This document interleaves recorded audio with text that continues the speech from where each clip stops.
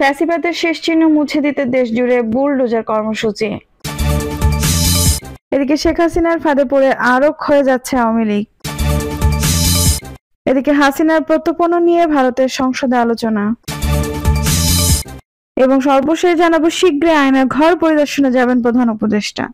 দর্শক শুনছিলেন সংবাদ শিরোনাম, এখন বিস্তারিত। ফ্যাসিবাদের শেষ চিহ্ন মুছে দিতে দেশজুড়ে বুলডোজার কর্মসূচি।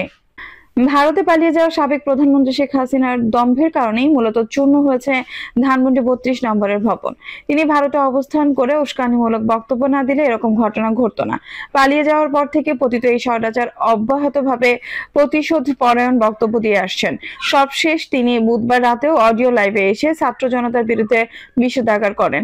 এর ফলে বিক্ষুব্ধ জনতার ক্রোধ হামলে পড়ে ৩২ নম্বরের বঙ্গবন্ধু শেখ মুজিবুর রহমানের স্মৃতি বিজড়িত বাসভবনে।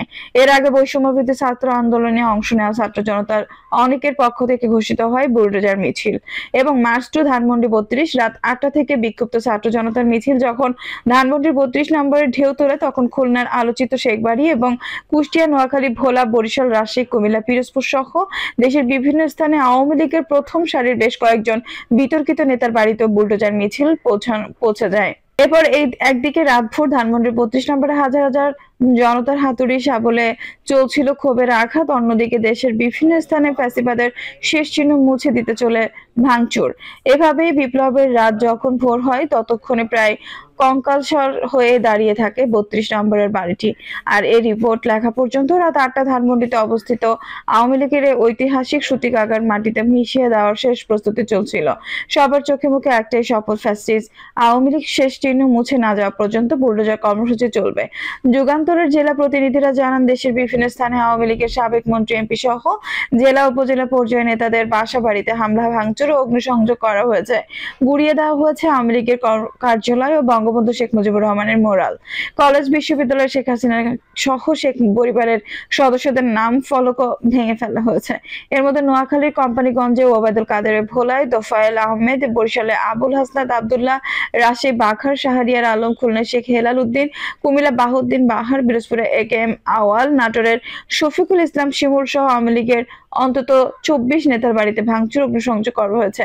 এদিকে এই বিপ্লবী কর্মসূচিতে অংশ নেওয়া বিক্ষুব্ধ জনতার অনেকে যুগান্তরকে জানিয়েছেন, এখানে যা হচ্ছে তার সবই ফ্যাসিস্ট হাসিনার কর্মের ফল। ১৬ বছরে তার নিপীড়ন, নির্যাতনে সারা দেশের বেশিরভাগ মানুষ প্রতি মুহূর্তে আতঙ্কে পার করেছে। খুন, গুম হওয়া বহু মানুষের স্বজনের চোখে পানি এখনো শুকায়নি। ভোট ও ভাতের অধিকার দেওয়ার কথা বলে জনগণের সঙ্গে তামাশা করেছেন। শেখ হাসিনা ৩টি জাতীয় নির্বাচনে মানুষ ভোট দিতে পারেনি। উন্নয়নের নামে লুটপাট করেছে, টাকা পাচার করে ব্যাংকগুলো খালি করে দিয়েছেন। এরপর জোর করে ক্ষমতায় থাকার জন্য ২৪-এর গণঅভ্যুত্থানে অংশ নেওয়া হাজার হাজার ছাত্র জনতার বুকের উপর গুলি চালিয়েছেন। হেলিকপ্টার থেকে গুলি করে বাসা বাড়িতে থাকা শিশুদের গুলি করে মেরেছেন। ১,৫০০ মানুষকে জীবন দিতে হয়েছে, গুরুতর আহত হয়েছে ৩০,০০০-এর কাছাকাছি। অনেকে চিরদিনের জন্য অন্ধ ও পঙ্গু হয়ে গেছেন। তাদের প্রশ্ন, এত মানুষের মৃত্যু কিভাবে ভুলে যাবে স্বজনরা? তারা বলেন, শাপলা চত্বরে জামায়াত হওয়া হেফাজতের সমাবেশে গভীর রাতে আলেম ও হাফেজদের উপর বর্বরোচিত হামলার কথা মানুষ এখনো ভুলে যায়নি। মোদ্দা কথা, সব অত্যাচার জুলুমের প্রতিশোধ এখন এক স্রোতে এসে মিলে গেছে। ২৫ নম্বরে ধানমন্ডির এই ধ্বংসযজ্ঞের সামনে দাঁড়িয়ে যুগান্তর প্রতিবেদক যখন বিভিন্ন মানুষের কাছ থেকে এরকম প্রতিক্রিয়া শুনছিলেন, তখন একযোগ এসে জাতীয় কবি কাজী নজরুল ইসলাম নারী কবিতার ২টি লাইন শুনিয়ে বলেন, লিখে দেন যুগের ধর্ম, এই পীড়ন করিলে সে পীড়ন এসে পীড়া দেবে তোমাকেই। এটি হলো ফ্যাসিস্ট শেখ হাসিনার জন্য সঠিক জবাব। শেখ হাসিনার ফাঁদে পড়ে আরো ক্ষয়ে যাচ্ছে আওয়ামী লীগ। শেখ হাসিনার ফাঁদে পড়ে দিন দিন আরো ক্ষয়ে যাচ্ছে আওয়ামী লীগ। অতীত কর্মকাণ্ডের জন্য অনুশোচনা না করে এখনো বিদ্বেষ ছড়ানোর উস্কানিমূলক বক্তব্য দিয়ে চলেছেন শেখ হাসিনা, যা ক্ষোভ অসন্তোষ বাড়াচ্ছে জনমনে। ফলে দেখা যাচ্ছে প্রতিক্রিয়া ক্ষতিগ্রস্ত করছে আওয়ামী লীগকে। গত বছরের ৫ আগস্ট ছাত্র জনতার অভ্যুত্থানে ক্ষমতাচ্যুত হন শেখ হাসিনা। প্রধানমন্ত্রী পদ ছেড়ে পালিয়ে গিয়ে ভারতে আশ্রয় নেন। তিনি এখনো সেখানেই অবস্থান করছেন। ক্ষমতাচ্যুত হওয়ার পর থেকে বিদেশে বসে বিভিন্ন ধরনের উস্কানি ও বিদ্বেষমূলক পূর্ণ বক্তব্য দিয়ে যাচ্ছেন শেখ হাসিনা। ফোন কল করে দেশে বিদেশে অবস্থানরত কারা দলের নেতাকর্মীদের সঙ্গে কথা বলছেন। ভার্চুয়াল মাধ্যমে বিভিন্ন দেশে দলীয় কর্মসূচিতে বক্তব্য দিচ্ছে। নেতাকর্মীদের সঙ্গে তার কথিত এসব ফোনালাপ ফাঁস হয়েছে, যেখানে নেতাকর্মীদের উস্কে দেওয়ার পাশাপাশি জুলাই আগস্টের আন্দোলনকারীদের বিরুদ্ধে জিঘাংসা ছড়াতে দেখা যায় তাদের। দীর্ঘদিন স্বৈরাচার শাসন এবং ছাত্র জনতা আন্দোলন দমনে যে দমন পীড়ন নির্যাতন এবং হত্যাকাণ্ড চালানো হয় তার জন্য এখন পর্যন্ত তিনি জাতির কাছে ক্ষমা চাননি।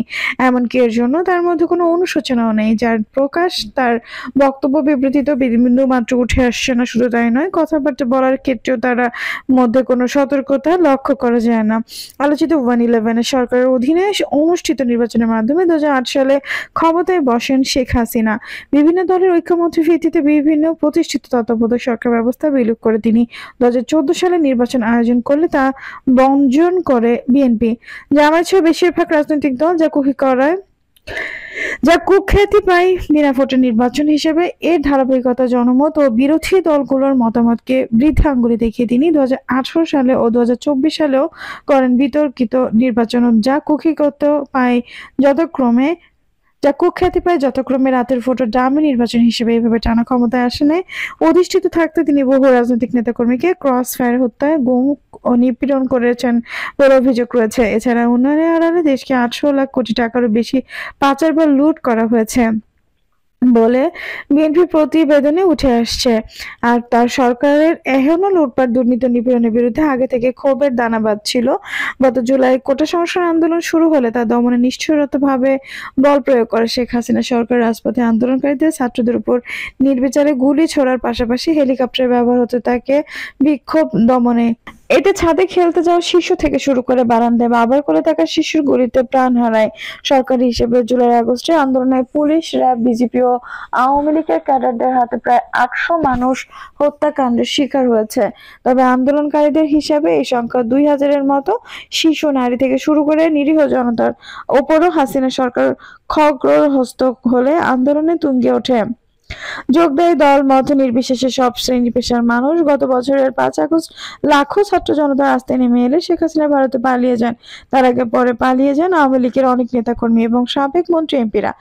গা ঢাকা দেন দলটির দেশে থাকা নেতাকর্মীরা। হাসিনা সরকারের পতনের পর 8 আগস্ট নোবেলজয়ী অর্থনীতিবিদ ডক্টর মোহাম্মদ ইউনূসের নেতৃত্বাধীন গঠিত অন্তর্বর্তী সরকার জুলাই আন্দোলনে সংঘটিত হত্যাকাণ্ডের বিচারের ঘোষণা দেয়। এদিকে আন্দোলনকারীদের উপর সশস্ত্র হামলা ও হত্যার অভিযোগে কেন্দ্র থেকে শুরু করে জেলা, উপজেলা, ইউনিয়ন, ওয়ার্ড পর্যায় পর্যন্ত আওয়ামী লীগ ও এর সহযোগী সংগঠনগুলোর অভিযুক্ত নেতাকর্মীদের নামে মামলা হতে থাকে। শীর্ষ পর্যায় থেকে শুরু করে জেলা, উপজেলা, ইউনিয়ন পর্যায়ে অনেক নেতা, সাবেক মন্ত্রী, প্রতিমন্ত্রী ও এমপি গ্রেপ্তার হন, যান কারাগারে। শীর্ষ পর্যায়ের নেতাদের অনেকের নামে হয়েছে অর্ধশতাধিক মামলা। এই পরিস্থিতিতে হাসিনার সমালোচক নিরীহ আওয়ামী লীগের কর্মীরা যখন স্বাভাবিক জীবনযাত্রার আশায় দিন গুনছেন, ঠিক তখন আওয়ামী লীগকে মাঠে নামতে বিভিন্ন কর্মসূচি ঘোষণা করেছেন শেখ হাসিনা।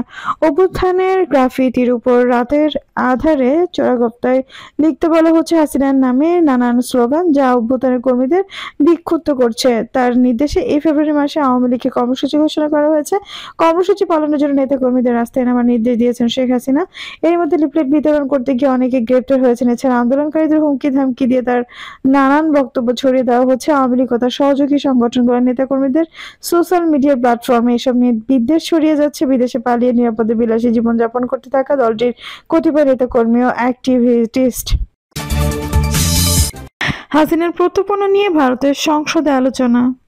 ছাত্র জনতার অভ্যুত্থানে গত বছরের 5 আগস্ট ক্ষমতাচ্যুত হয়ে ভারতে পালিয়ে গিয়ে আশ্রয় নেওয়া শেখ হাসিনার প্রত্যর্পণ প্রসঙ্গে আলোচনা হয়েছে দেশটির সংসদে। রাজ্যসভায় সদস্য ডক্টর জন বিত্তাস সংসদে এই আলোচনা তোলেন। ভারতের পররাষ্ট্রমন্ত্রী কীর্তিবর্ধন সিংহের কাছে বিত্তাস জানতে চান, বাংলাদেশ শেখ হাসিনা প্রত্যর্পণ চেয়েছে কিনা, যদি চেয়ে থাকে তাহলে কি কারণে তাকে ফেরত চেয়েছে এবং ভারত সরকার এই বিষয়ে প্রতিক্রিয়া কি। জবাবে কীর্তি বলেন, শেখ হাসিনা প্রত্যর্পণের বিষয়ে বাংলাদেশের অনুরোধের জবাব দেয়নি ভারতে পালিয়ে যাওয়ার পর থেকে সেখানে অবস্থান করছেন হাসিনা। দেশটিতে বসেই তিনি বাংলাদেশের পরিস্থিতি অস্থির করে তোলার চেষ্টা করছেন বলে অভিযোগ করছে ঢাকা। জুলাই আগস্টের গণঅভ্যুত্থানে মানবতা বিরোধী অপরাধ সহ একাধিক অভিযোগ রয়েছে তার বিরুদ্ধে। হত্যা মামলা তাকে গ্রেপ্তার পরোয়ানা জারি করেছেন আদালত। প্রায় 300 মামলায় শেখ হাসিনার বিচার চলার মধ্যে প্রত্যর্পণ চুক্তির আওতায় তাতে ফেরত পাঠানোর অনুরোধ জানিয়ে গত 23 ডিসেম্বর ভারত সরকারকে কূটনৈতিক পত্র পাঠায় অন্তর্বর্তী সরকার। শেখ হাসিনার প্রত্যর্পণের বিষয়ে কীর্তিবর্ধন সিং বলেন, 2024 সালের 5 আগস্ট ভারতে চলে আসা বাংলাদেশের সাবেক প্রধানমন্ত্রী শেখ হাসিনা প্রত্যর্পণ চেয়েছে বাংলাদেশ, কিন্তু এ বিষয়ে ভারতের পক্ষ থেকে কোনো জবাব দেওয়া হয়নি। এদিকে বাংলাদেশের অবস্থান সম্পর্কে ভারতকে পরিষ্কারভাবে জানিয়েছেন অন্তর্বর্তী সরকার পররাষ্ট্র উপদেষ্টা মোহাম্মদ তৌহিদ হোসেন। শেখ হাসিনাকে বিচারিক প্রক্রিয়ার জন্য ফেরত চান এই কথা তিনি দেশটিকে স্পষ্ট করেছেন। অন্তর্বর্তী সরকার প্রত্যর্পণ চুক্তির আওতায় শেখ হাসিনা ও অন্যদের ভারত থেকে ফিরিয়ে আনতে সর্বাত্মক প্রচেষ্টা চালাচ্ছে বলে জানিয়েছেন স্বরাষ্ট্র উপদেষ্টা lieutenant general of Mohammad Jahangir Alam Chowdhury. দর্শক, এই ছিল এখনকার সর্বশেষ সংবাদ। নিউজটি ভালো লাগলে অবশ্যই একটা লাইক দিন, কমেন্ট আপনার মূল্যবান মতামত জানান। সবসময় আমাদের পাশে থাকতে সাবস্ক্রাইব করে বেল বাটনটি অন করে রাখুন। ধন্যবাদ।